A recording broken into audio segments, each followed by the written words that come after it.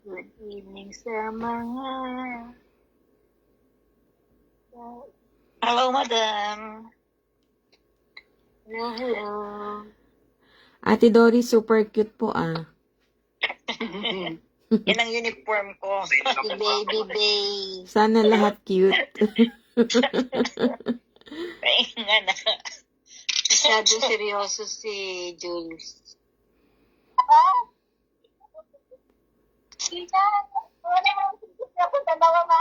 Yeah, i-mute ko muna. Maingay ang makina. Wapin. Sana all wapin. Yan ang gustong-gusto kong gagawin, wapin. Kaya nga. Pero kami nagugupit eh. Ay, yung pagugupit wapin pa ng tawag dun. Patches. Patches yun. Island Stone. Ang hirap ng ganyan trabaho. Maganda nga yun. Na araw ngayon. Ay, go. Ang bilis ng araw. Oo. Sobra po. Saturday agad. Bukas. Kabilis. Ang bilis ng pagtanda, madam. Senior na agad. Nakakaloka. That hurts. Senior na agad. Pero mas maganda po yan, magandang senior. Senior. Meron na pong 9,000 na makiklaim sa Pinas pag senior pala. Magkano? 9,000 po. Laki na. Totoo ba yun? Hindi, actually, bago lang po yan na-release ng 2024, pero hindi po alam ng marami. Naku, baka naman mga depende sa ibang area lang. Actually, hindi po sa kabuuan ng Pilipinas yan, pero meron pong proseso. Share ko po sa inyo kung paano po yung proseso. Sige nga, share mo. Kailangan maging maingat daw po sa pag-fill up. Sa amin po sa Taguig, every birthday, merong 4,000 ba? Birthday gift, cash. Maganda. Sa mga senior. Ay, Di ba sabi nga ni Biko Soto, kada barangay may natatanggap Taguig po ba yan sa Taguig? Opo, 3 Taguig. million. Doon ako magpapa-senior. Ang tagal pa nung pasto. Baka wala na yun. Baka hindi na 9K. 20K. May mga bago akong nakikita sa atin ngayon. Kapatid na Richard, parang ngayon ko lang nakita si... Dito po sa Korea, pag tungtong ng 65 automatic, merong, allowance. 65? Opo. Pero sa mga lang po yun yung parang low level lang. Hindi yung may mga kaya. Pag may mga kaya po parang hindi Ay, si Sister Chloe ba nandiyan? Wala. Pastor Peggy, paki-message mo si Sis Chloe, sabihin nyo, schedule natin sa Sunday. Kasi sinabi niya sa akin yun na i-inform daw siya pag schedule natin. Oy, opo, sige. Para maka-attend siya sa Sunday. Marami tayo. Good evening po sa lahat. Good evening Hello. po. Sis Edeline. Hello po, good evening. Good Rose here. evening sa lahat. Good evening po, Sis Rose. Good evening po. Magandang Good gabi evening po. po sa inyo lahat. Good evening. Hello po. Ang gaganda niyo po. Kayo din po Sis Rose. Naunahan niyo lang kami magsabi. Maganda tayong lahat. Opo. Tsaka mas maganda po yung smile niyo. Thank you po. Tapos lang po mag-dinner. Kaya maganda ang ngiti. Busog na. Excited po sa Bible ngayon. Thank God. Nakaka-bless no? Kasi may mga lumang mukha na ako nakikita dito na palaging present. Praise Jesus. Pastor Fenton, sobrang ganda po ng mansion nyo, ah. Ayaw ko. Kakabili ko lang. Hindi nyo kami ini-invite dyan, ah. Invite mo naman kami dyan, Pastor. Medyo hapon-hapon pa dito eh. Bagay na bagay tayong lahat dyan. Para mas maganda mag-Bible study dito, no? Kaya nga po. Para mas maganda yung mansion ni Brother Dennis. Manilikuran. Nakamute kayo, bro, Dennis. Nakamute. Maliit lang yung bahay ko rito, kwarto to. Bahay ng anak ko to. Praise God, kwarto pa lang, parang mansion na. Nagbabayad ako rito. Per month, dalawa kami mag-asawa. Dati ako lang kwarto lang to. Oo. Nasa baba kami, bali 3 layer. Yan. Dito kami sa baba mag-asawa kasi kailan lang dumating asawa ko. 5 years bago kami nagkita by long distance communication ng Messenger. Dahil sa Messenger, saka sa tatag ng panalangin sa Panginoon, naging matatag kami sa lahat ng bagay. Praise God. Yan talaga sikreto. Noon naman ako doon sa Pilipinas, almost 5 years, 3 years to 4 years, siya naman nag-Middle East, naiwan ako sa Pilipinas. Then, nalusutan namin lahat ng dahil sa Panginoon. Pero maraming nangyari sa buhay ko, sa buhay din niya doon. At nalusutan namin, so nagkita ulit kami sa Pilipinas. Then, nakaplano ulit siya ngayon, yung anak ko, 3 years old siya nung magkahiwalay kami sa Pilipinas. Pumunta siya dito sa Amerika dahil yung mama niya kinuha ng mama niya. So, 3 years old, wala kaming communication within 25 years. Oh. Yeah. Then, nung tumama na sa tamang panahon, anong mga bagay, and then bago mangyari yung magkita kami, naramdaman, may nagsasabi sa akin na magkikita kayo balang araw. Sabi ko, sana nga kung gano'n pero alam ko kung nasaan siya, alam ko kung paano, pero wala kaming kahit na anong klaseng communication magmula nung umalis siya. And then, ayun, dahil din sa Panginoon, siya lahat ng binigyan ako, sabi ko, bigyan mo ako ng sign. Ayun, nabigyan ako ng sign, nagkita kami nung 2016.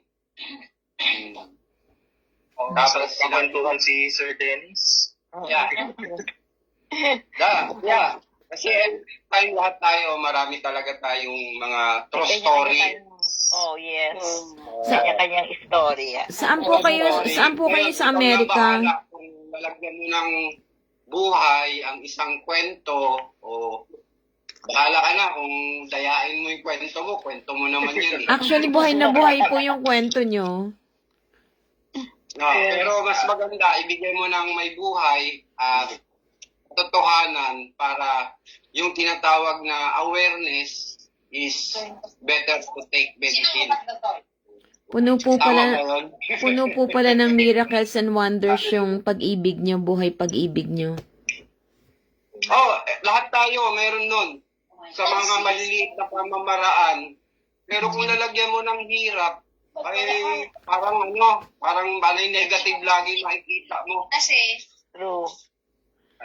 So mga kapatid, ipagpatuloy na natin yung kwentuhan natin sa susunod ulit. It's 9:45. It's 8:45 in the Philippines, 9:45 in South Korea, and maybe sa ibang bansa pa, hindi natin alam anong oras dyan. But welcome po sa ating lahat. Again, Amen. Bago po tayo magsimula, may I call Sis Amalia for our opening prayer. Sis Amalia? Amen. Good evening, everyone. Good evening, our dear pastors. For the meantime, let's bow our head and let's put our presence in God's heart. At patuloy nga na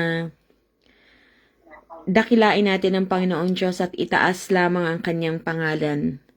Panginoong Diyos, Heavenly Father, we come before you tonight with a grateful hearts. Thank you for this precious opportunity, Lord God, that you gather us once again as a family in Christ. We thank you, Lord God, for each brothers and sisters who responded to your gentle call to be here in your midst. We believe that you have word for each one of us tonight, Lord God. At Panginoon, kami nga ay patuloy na pinasasalamatan ka, dinadakila ka, Panginoon. You are our precious God. We ask your Holy Spirit to move mightily in our midst, Lord God. May your word be a lamp to our feet and a light to our path. Let every verse we hear tonight be planted in fertile soil, Lord God, growing to strengthen us, our faith, for us to have joy, for us to have wisdom in our daily lives. Marami nga, Panginoon, na dumarating na pagsubok sa aming buhay, but then, naniniwala kami, Panginoon, sa iyong kapangyarihan, sa iyong pag-ibig, sa iyong mercy, sa iyong blessings, Panginoon. Patuloy nga na mapagtatagumpayan namin ang lahat ng ito dahil ikaw ang aming Diyos, ikaw ang aming Ama. We lift up everything to you, Lord God, our host country, South Korea. May your peace and righteousness reign in this land. And reign in the land where our family is there. We also pray for our beloved brothers and sisters na nasa ibang lugar, nasa iba't ibang lugar ng mundo. Panginoon, itinataas namin, Panginoon, ang kapayapaan sa puso ng bawat isa, sa kanilang tahanan, sa kanilang pamilya. May they continue to be under your care and blessings, Lord God. We commit to you, Lord God, our pastors and spiritual leaders who labor in love to shepherd your flock. Strengthen them, Lord God, guide them and protect them. Anoint their voices as they proclaim your faith. Yes, Lord God, we ask you graciously fill our Pastor Fenton, your Holy Spirit as he proclaims your word tonight. Cover him with your precious blood, so that every word he speaks will deeply touch our hearts. At ito nga ay maipamuhay namin, Panginoon, sa aming araw-araw na buhay in this life journey. May the message he delivers become a source of strength for each of us and be used in our everyday lives to strengthen our spiritual walk and to be our spiritual food. Yes, Lord God, we especially pray for all migrants workers here in Korea and all over the world, Filipinos and people from every nation. Be their strong tower, their provider and their peace. May they find comfort and community in you, Lord God. Father, may this Bible study not just be a routine gathering, but a divine appointment where chains are broken, faith is revived, and joy is restored. Inspire us, strengthen us, and your word dwell richly in us, Lord God. Let us leave this place refreshed and ready to be light and salt in our respective workplaces, homes, and communities. We declare tonight a night of encounter, joy, peace, and transformation. All glory to you alone, Lord God, belongs to you alone. In Jesus' mighty name and most precious name, amen and amen. Thank you, Lord God. Maraming salamat po, Sis Maria, for that beautiful prayer. Bago po tayo magsimula, awitan po muna natin ang ating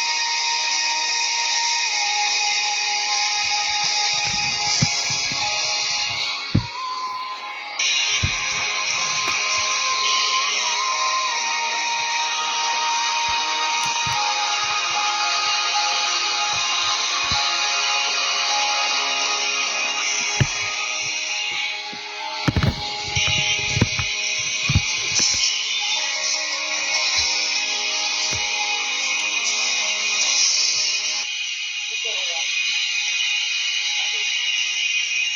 Jesus. Maraming salamat po and welcome po sa ating lahat mga kapatid. Amen. Wish you all na po lahat. Hindi ko na po kayo makapakinggan. Ang boses ko na lang po ang inyong makapakinggan mga kapatid. Maraming salamat po and welcome po sa ating lahat sa kapatid.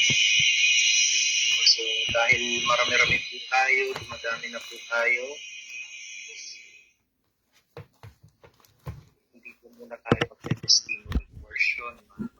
So, pwede po bang mag-thumbs up po tayo mga kapatid if you can see like a PowerPoint in front of your gadget, computer. Pwede po bang mag-thumbs up po kayo dyan? Kung may nakikita po kayo. Thank you for the response. And pwede po bang mag-thumbs up ulit kung malinaw po yung ating boses? Thank you so much for the response. So, before we start, let's ask for the guidance of the Holy Spirit bago tayo magsimula ngayong gabi. Lord God, thank you so much, Father God, for this privilege, Panginoon, upang muling pag-aralan ang inyong salita. Thank you so much, my brothers and sisters, Panginoon, na nandito. Lord, dalangin po namin, Lord, that you will rebuke any distraction sa gabing ito and you will give us, Lord, the spiritual focus na magagamit namin sa aming pag-aaral ngayong gabi, Lord. And patuloy niyo po akong itago, Lord, sa inyong likuran at kayo lamang, Panginoon, ang makita at hindi po ako. Maraming salamat, Lord. This is for your glory. In Jesus' name, amen and amen. Hallelujah. So, let's start, mga kapatid. Meron pang humahabol.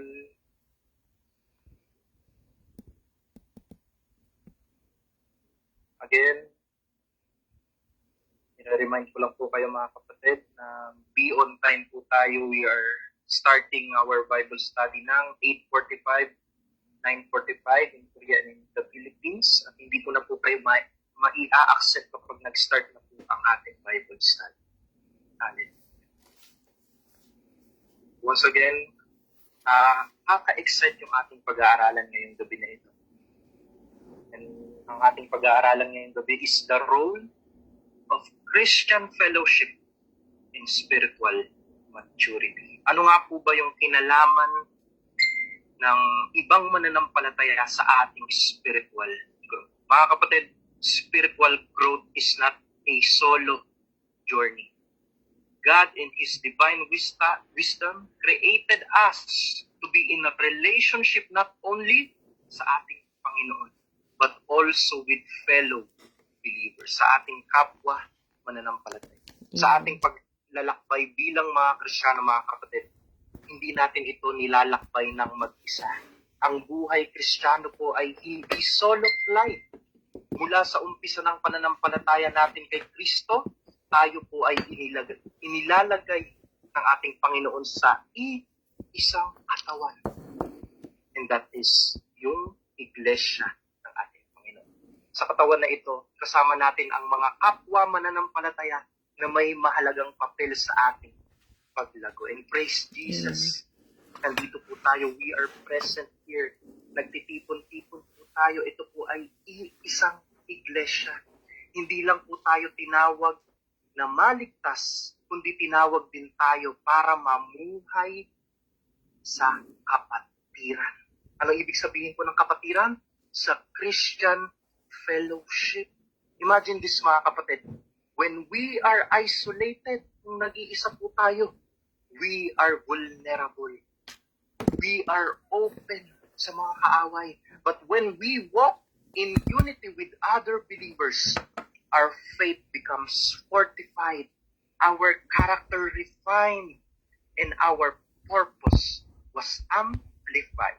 So I'm gonna give you just 3 pointers tonight for us to understand kung ano ba talaga ang kahalagahan ng kapatiran o yung Christian fellowship. Kasi madalas po natin yan napapakinggan, yung fellowship. Ano po ba yung importance ng meron po tayong fellowship? So, pointer number 1. Fellowship sharpens spiritual discernment. Mga kapatid, fellowship is a tool that God uses to refine our understanding and spiritual sensitivity. We learn not only from sermons and devotion, but from the Spirit-empowered interaction we have with our brothers and sisters in Christ. Hindi lang po pala tayo sa mga pastor, sa mga ngaral, sa Biblia, hindi lang po pala tayo doon natututo. Natututo din po tayo sa ating mga kapatiran. Ang Christian fellowship ay hindi lang simpleng pagtitipon, mga kapatid. Isa itong biyaya at disenyo ng Diyos upang tayo ay palakasin. Amen? At patibayin. Amen? Sa pamamagitan ng mga kapatiran natin sa pananampalataya po ay yung ating kahinaan ay nagiging kalakasan. Amen? Ang ating pagkabigo ay nagiging tagumpay. At ang ating pangungulila ay napapalitan ng pag-aa. Praise Jesus. Sabi nga po in Hebrews chapter 10 verse 24 to 25, sabi po dito, and let us consider how we may spur one another on toward love and good deeds, not giving up, inuulit ko po, not giving up meeting together. Ito po, pakinggan po natin na maigi ito. But encouraging one another. Inuulit ko po, but encouraging one another. Dito malinaw na ipinapakita na ang pagtitipon ay hindi lamang dapat para sa kaalaman, kundi para sa encouragement. I want to emphasize itong word na encouragement. Kapag tayo nanghihina sa pananampalataya, madalas po ay isang kapatid ang ginagamit ng Diyos, amen, para paalalahanan tayo sa kanyang mga pangako. And I believe na experience na po natin ito. Yung hinang-hina po tayo sa ating pananampalataya, may problema po tayo sa ating mga buhay, at biglang may isang kapatid mo na darating sa iyong buhay na pagpupunan mo ng kalakasan. Hindi po yan aksidente, mga kapatid. Amen? Ginagamit po sila ng ating Panginoon para tayo'y lumakas. Amen. At natandaan ko po si Jonathan at si David. And I'm sure kilala po natin si Hari David. Sa panahon po na si David ay pinaghahanap ni King Saul, si Jonathan po ay dumating. Si Jonathan po ang naging encouragement niya.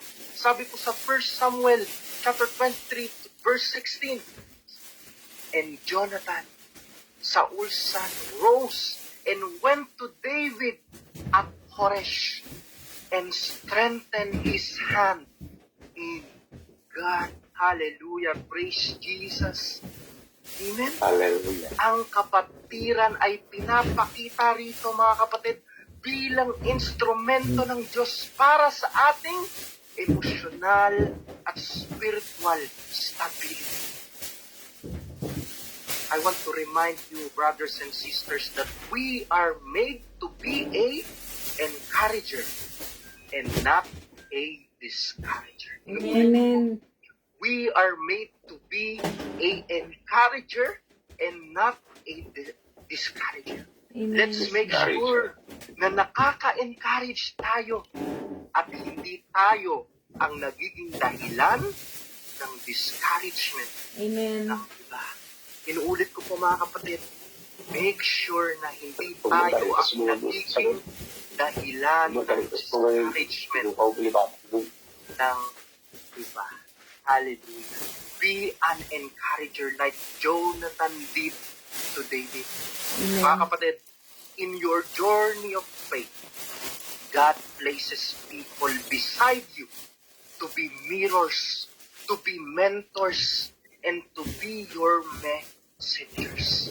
As they walk with you, your ears will gonna be open more to God's voice. Your eyes will gonna be see more of His will, and your spirit becomes sensitive to His leading. Kaya palagi po nating ipagpasalamat yung mga kapatiran natin na ginagamit para tayo ay muling lumakas sa ating pananang. Praise Jesus sa kanyang salita. And for our number 2 pointer. Number 2, ang fellowship ay lugar ng pagtuturuan at paglago sa kaalaman at kabanalan.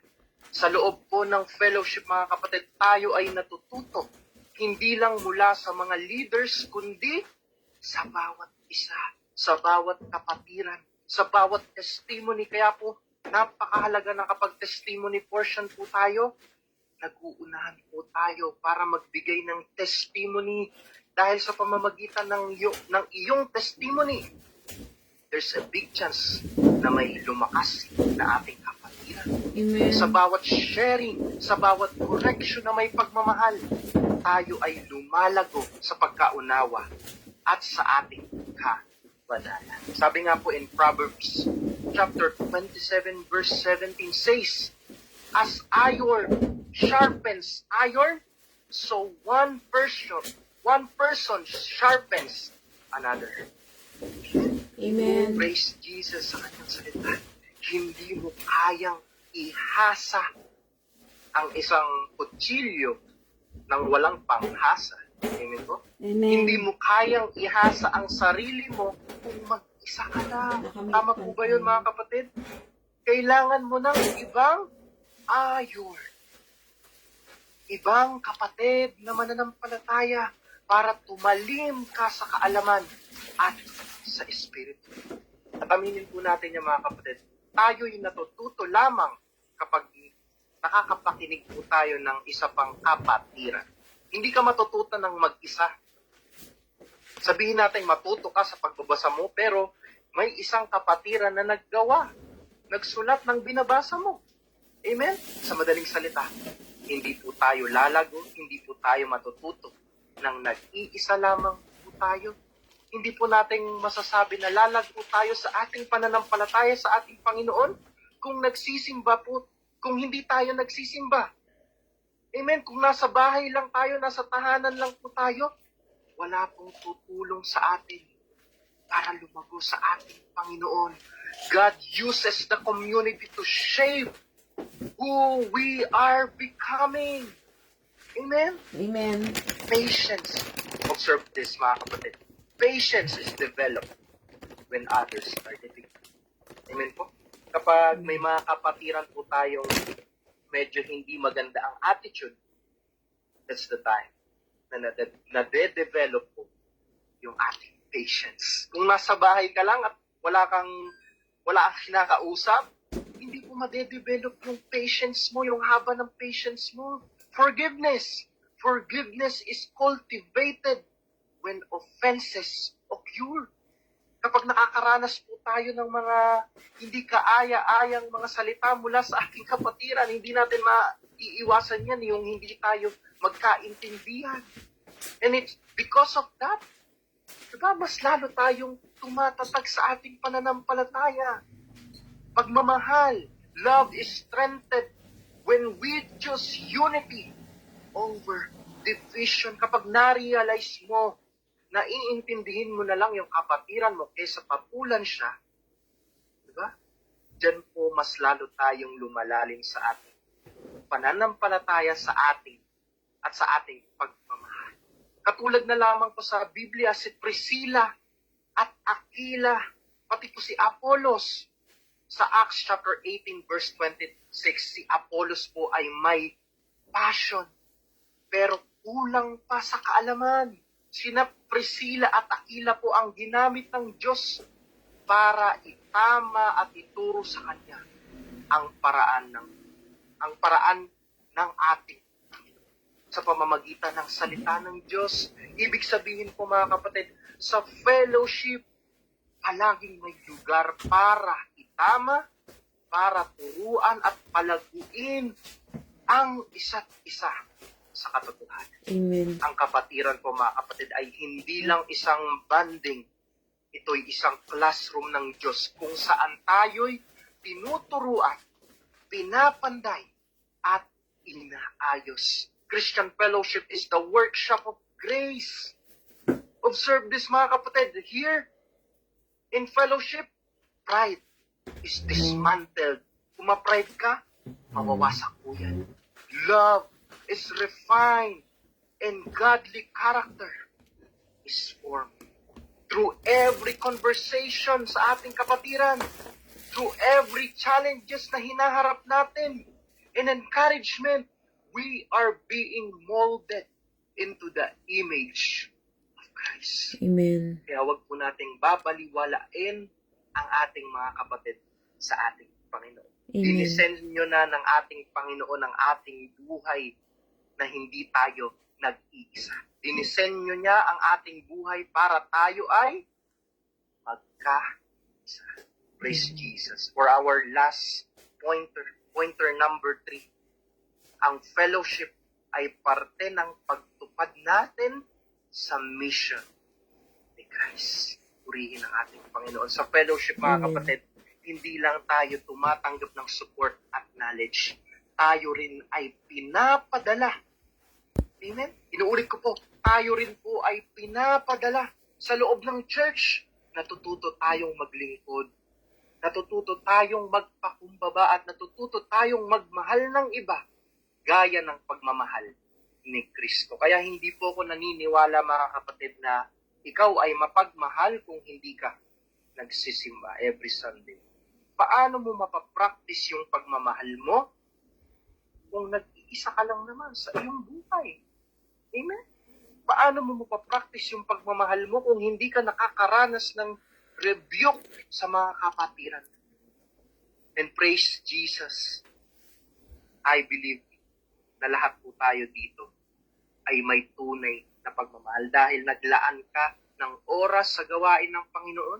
Ibig sabihin, handa kang magmahal. Handa mong mahalin yung 31 participant ngayon Amen. sa gabing ito, sa araw na ito.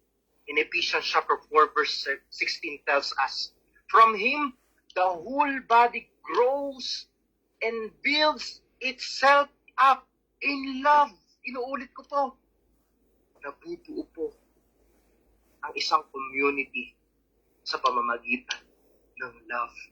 Grows and builds itself up in love as each part does its work. Purihin ang salita ng ating Panginoon. Ibig sabihin, sa madaling salita, bawat isa sa fellowship ay may gawain. Amen. Kaya nga po palagi natin sinasabi na kapag taga-upo ka lang sa isang simbahan, panigurado, mga kapatid, hindi ka lalag. Kapag wala kang ginagawa, I'm sure, walang discernment, walang desire para lumago ang iyong pananampalataya. Amen. Ang paglago natin ay nakadepende rin sa ating pakikibahagi sa gawain ng Diyos. Kasama ang iba. And praise Jesus, lahat po tayo ay ganyan. Dahil nakikilahok tayo, nakikibahagi tayo sa gawain ng ating Panginoon. Amen. And tandaan po natin, kung if you are a Bible reader sa Biblia, ang mga apostol po mismo ay laging sama-sama.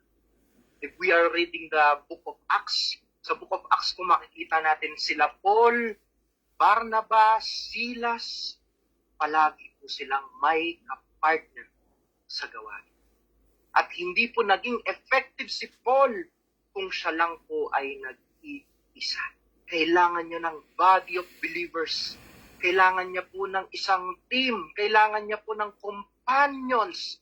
Sa bawat misyon, may suporta. Sa bawat panalangin, may pagsasanay at accountability. Amen. When believers lock arms in unity, the kingdom of God advances in strength. Amen? Your spiritual growth is accelerated. Inuulit ko po. Your spiritual growth is accelerated when your life is interwoven with the lives of others pursuing Christ. Thank you, Jesus. Hallelujah. In fellowship, mga kapatid, hindi lang po tayo basta-basta lumalago. We don't just grow together. We move the world together. Kaya napaka-importante na nagsasama-sama po tayo sa pagpupuri, sa pagbabahagi ng salita ng ating Amen. Panginoon.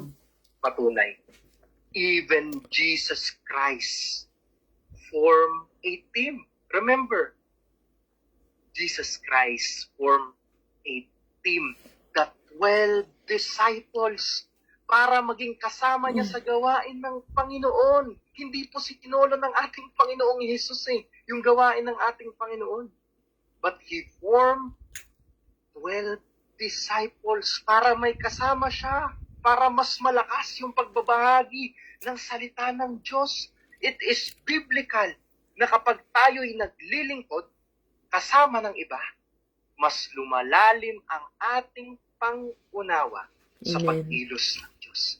At mas humuhusay tayo sa paggamit ng ating spiritual gifts.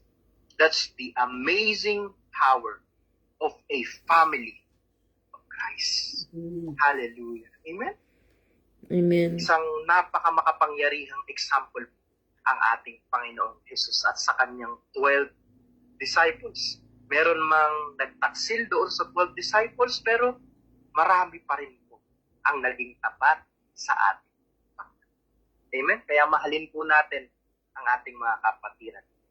Hallelujah. And for our conclusion, amen? Mga kapatid, ang Christian fellowship ay hindi optional. Ito ay mahalagang bahagi ng ating paglago sa pananampalataya. Fellowship is God's chosen instrument for transformation. Amen. Hindi mo magagawang mag-transform ng iyong buhay kung wala kang kasama sa iyong pananampalataya.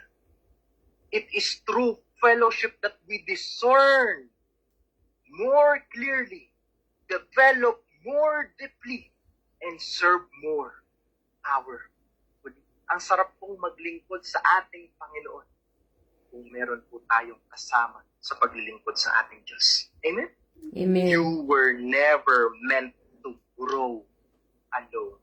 Every handshake, mga kapatid, every prayer circle, every Bible study, every tear shed together, these are the sacred elements that mature your soul. Kaya tatapatin ko na po kayo, mga kapatid, especially in our church, in Global Vision Church, the one who is present here in our Bible study. Masakit man sabihin, pero ayan po yung mga malalalim sa ating Panginoon. Amen? Kasi handa po silang i-open ang kanilang mga buhay. Handa po silang maglaan ng kahit isang oras sa ating Panginoon. And praise Jesus, even in our page, nandito po sila. Amen? Ayan lang po yung masasabi ko, yung mga nandito po, nakapatira natin na outside in our church, ayan po yung masasabi ko po na malalim sa ating Panginoon. Amen? At pinagmamalaki ko po yung inyong mga buhay, and I'm sure proud na proud po at tuwang-tuwa po ang ating Panginoon Jesus. Amen? Unang-una po, mga kapatid, itong ginagawa natin is a support system mula sa Diyos. Binubuo ng mga kapatid na tumutulong sa atin sa panahon ng panghihina. Amen? Pangalawa, ito ay lugar ng pagtuturo at pagsasanay kung saan tayo tinuturuan ng katotohanan at nililinis ng salita. Amen. Amen? Paano po tayo matuturuan ng katotohanan kung wala po tayong oras sa ating gawain para sa ating Panginoon? At pangatlo, ito po ay tahanan ng mga lingkod. Amen? Huwag niyo pong isipin na dahil nakikinig lang kayo ngayon ay wala lang yan. Mga kapatid, kayo po ay naglilingkod Ano yung sa hindi ating nakikinig? Panginoon. Nagtutulungan po tayo upang maisakatuparan ang layunin ng Diyos sa mundo. Let your life be planted, mga kapatid, in a faithful community. Amen? Ang ating Amen. mga buhay, mga kapatid, ay parang mga gapon. We are like an empty container. Kung ano po yung ilalagay mo sa container na yon, magiging ganun ka rin. Kung maglalagay ka ng basura sa container na yon, panigurado, magiging basurahan ka. Kung maglalagay ka ng bulaklak sa container na yon, imagine, you will become a beautiful flower vase.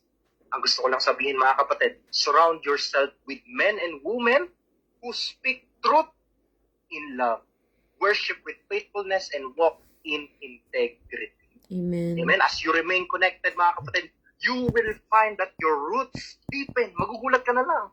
Yung dating nagbabasa ka ng Biblia na hindi mo maintindihan, magugulat ka na lang. Ang daming revelation nakikilos sa iyong kaisipan. Amen. Your vision clears. Bigla mo na naiintindihan yung gustong ipagawa ng ating Amen. Panginoon. Dahil palagi kang nasa gawain ng Diyos. And I believe nararanasan niyo po yan na dati hindi niyo maintindihan yung Biblia. Pero ngayon na palagi kayong uma-attend sa mga gawain ng Panginoon. Amen? Kahit ikaw, pwede mo nang ituro yung binabasa mo na salita ng Diyos. Your life shines with the radiance of Christ. Kaya mga kapatid, pahalagaan po natin ang kapatiran. Huwag nating baliwalain ang fellowship. Manatili tayo sa pagkakaisa, pag-ibig, at pagtutulungan. Sapagkat sa pamamagitan po nito, tayo ay pinapanday ng Diyos at ang tunay na paglago ay hindi sa sarili lamang, kundi sa gitna ng kanyang katawan, ang iglesia. Mga kapatid, I want to remind you again, hindi po aksidente kung bakit ka nandito. You are not alone. You are part of a living body. Kaya kapatid, kung ano yung sinimulan mo ngayon, simulan mo dati, manatili ka. Amen? Makibahagi ka, magsilbi ka, at lumago ka. Lumago ka ng hindi isa, kundi kasama ang buong pamilya. Purihin ang ating Panginoon. Manalangin po tayo. Praise Jesus. Hallelujah. Thank you, Lord. Thank you, Jesus, Panginoon, sa katagumpayan ng aming pag-aaral ngayon. Thank you, Jesus, for the heart ng aking mga kapatiran ngayon na uuhaw sa inyong salita. Lord, thank you so much for teaching us, Lord, yung ibig sabihin ng fellowship. Lord, you designed us not to be alone. You designed us, Panginoon, upang magkaroon kami ng pag-isa. Lord, hindi po namin kakayanin ng nag-iisa lamang po kami.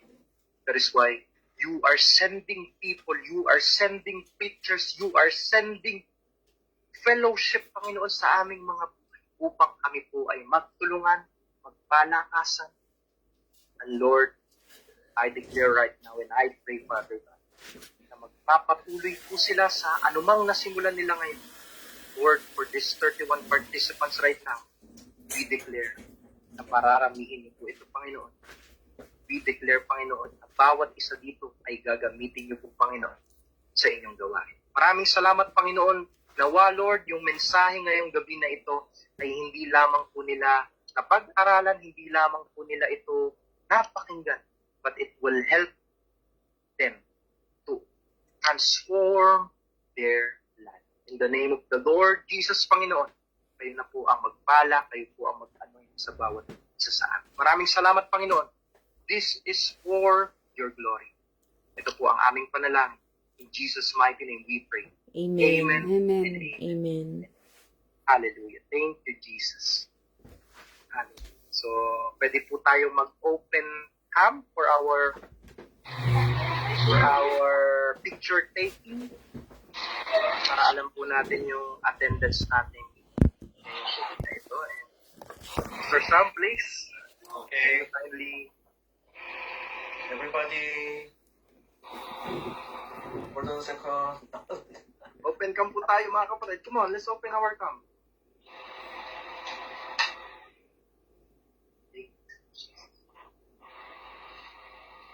One,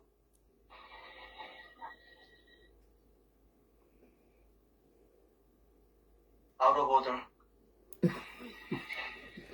Okay. Second page. One, two,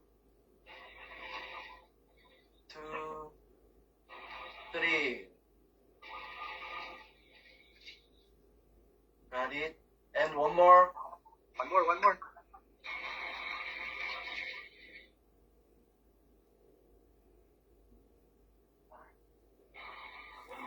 One, two,